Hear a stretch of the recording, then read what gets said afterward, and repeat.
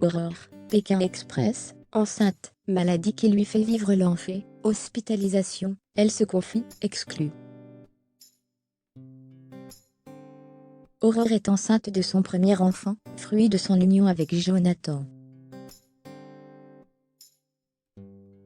Bien qu'elle soit comblée à l'idée d'accueillir son bébé en décembre prochain, l'ancienne candidate de Pékin Express n'a pas caché que cette grossesse ne se passe pour l'heure pas sous les meilleurs auspices. Après 7 ans de combat, PMA, Aurore et Jonathan ont annoncé une heureuse nouvelle fin juin. Les deux candidats de Pékin Express 2021 ont dévoilé qu'ils allaient devenir parents pour la première fois. Après s'être confiés sur leur bataille auprès de Purple. La belle blonde de 40 ans est revenue sur la maladie qui lui rend la vie dure depuis sa 5e semaine de grossesse.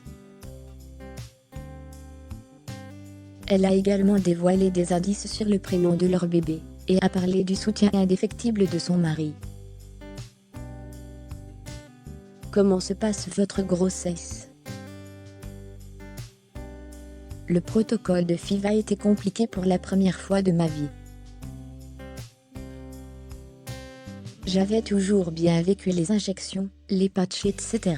Mais cette fois-ci, je l'ai très mal vécu. J'étais très fatiguée et j'avais beaucoup de douleurs dans le bas-ventre. Et après l'annonce du résultat j'étais hyper bien, en forme. Et je ne sais pas pourquoi, à la 5e semaine, ça cesse de dégrader du jour au lendemain. Ça a été l'enfer pendant 1 mois et demi. On m'a rapidement diagnostiqué de l'hyprémèse gravidique. J'ai un médecin parfait, qui connaît bien cette maladie, et qui a pu réagir rapidement. Il m'a hospitalisée à domicile pendant 3 semaines, pour éviter de me retrouver isolée à l'hôpital. J'avais un traitement pour la réhydratation. Je n'ai pas pu manger pendant 3 semaines, rien ne passait, je ne pouvais pas boire d'eau. Je restais dans le noir, sans téléphone. Dès que Jonathan rentrait, l'odeur de son parfum m'insupportait. Je ne pouvais pas parler, on communiquait par post-it. C'était compliqué, vraiment. Quand je parle d'enfer, c'est vraiment ça. Il faut absolument que l'on parle de cette maladie qui crée un sentiment d'isolement, alors qu'on est censé vivre la plus belle aventure de notre vie. Quelles en sont les conséquences? L'isolement et aussi l'impossibilité de travailler. Je suis en arrêt depuis 2 mois. C'est très culpabilisant de ne pas travailler alors que j'ai travaillé toute ma vie. La perte de poids aussi. J'ai perdu 7 kilos en 2 semaines. Il y a aussi les maux de tête et les vertiges. En plus, ce qui était encore plus compliqué, c'est qu'on avait annoncé la grossesse à personne. Donc personne ne comprenait ce qui se passait. J'ai aussi fait beaucoup d'allers-retours à l'hôpital parce que parfois, mon état malgré l'hospitalisation à domicile.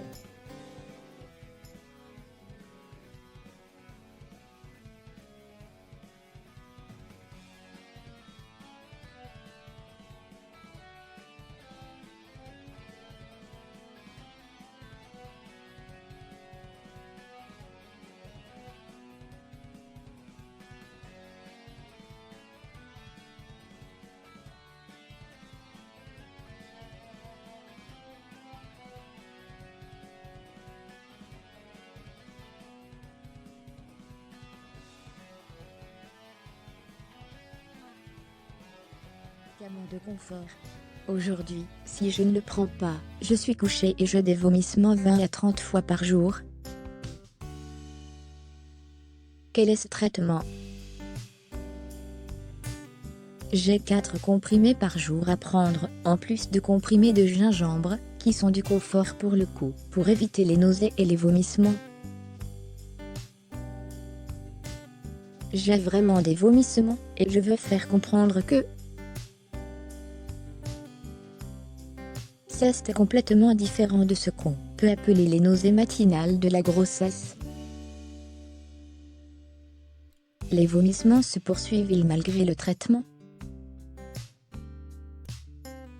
Oui, malgré le traitement, c'est un peu compliqué aujourd'hui.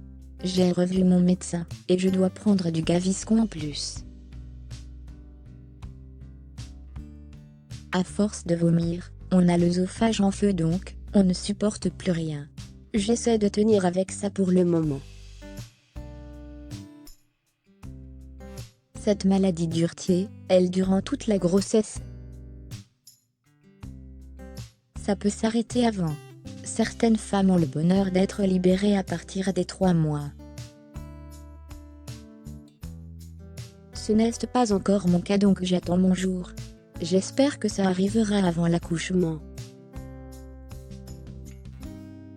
Comment vivez-vous le fait que votre corps change? Pour l'instant, mon corps a surtout souffert de la perte des 7 kilos, donc je ne le vois pas trop changer. Je rentre encore dans mes jeans, même si je sens que ça commence à serrer. Je ne vois pas encore le corps changer. Jonathan me dit que c'est le cas, mais peut-être que moi, je médicalise encore les choses et j'ai du mal à lâcher prise peut-être. J'espère un jour avoir un ventre énorme. Mais pas trop, parce qu'après, il faut perdre le poids, et ça aussi ça me fait peur. J'ai un mari hyper sportif et très musclé, donc j'essaie de m'entretenir pour moi, pour lui, pour être en bonne santé. Donc j'appréhende un peu tout ça. Et dans le même temps, j'ai tellement hâte de sentir les premiers coups de bébé, et les premières sensations. Donc j'ai hâte de changer un peu. Jonathan vous rassure-t-il? C'est la perle des maris. Il est au top pour tout. Il assure à la maison, il gère toutes mes envies alimentaires. Et concernant mon corps, il me dit que de toute façon, il me reprendra en main après. Point peut être que ce que j'appréhende le plus, c'est l'après avec Jonathan, rire. Connaissez-vous le sexe du bébé? On saura dans quelques jours, si la petite crevette est décidée à nous le montrer. Je pense qu'on l'annoncera, mais pas tout de suite. On ne fera pas de grande fête pour ça. Je suis tellement superstitieuse que je ferai une grande fête, comme on peut en voir quand je l'aurai dans les bras. Avez-vous des idées de prénoms? On a quelques idées. L'avantage de la PMA nous permet de prévoir plein de choses, dont les prénoms. On va garder ça secret, mais on a envie d'avoir un prénom pas très long et plein de sens pour nous. Tout le monde nous dit qu'on l'appellera Victoire ou Désirée. On peut déjà vous dire que ce ne sera aucun des deux, rire. L'accouchement vous fait-il peur? Pour le moment je n'y pense pas. Je pense surtout aux échographies. Ça ne me fait pas peur. Mais je sais que je ne vais pas accoucher comme ma grand-mère, dans la souffrance et la douleur. J'ai déjà souffert les 3 premiers mois, donc, si on me propose la péridurale maintenant, je serais à 2 doigts de la prendre. J'ai un peu peur que Jonathan fasse un malaise. Quand on est suivi à l'hôpital, ça l'angoisse. Donc je me dis que ça risque d'être plus difficile pour lui que pour moi, rire. Je vais prévoir quelques douceurs sucrées pour lui au cas où. Comment le futur papa vit votre grossesse? Il se renseigne beaucoup. Depuis quelques semaines, je le surprends à regarder des sites de chambres pour enfants, ou des sites de vêtements. Il me dit qu'il faut qu'on cherche une nounou. Il est complètement investi dans son rôle. Comptez-vous dévoiler le visage de votre bébé après sa naissance? Je pense qu'on va le préserver.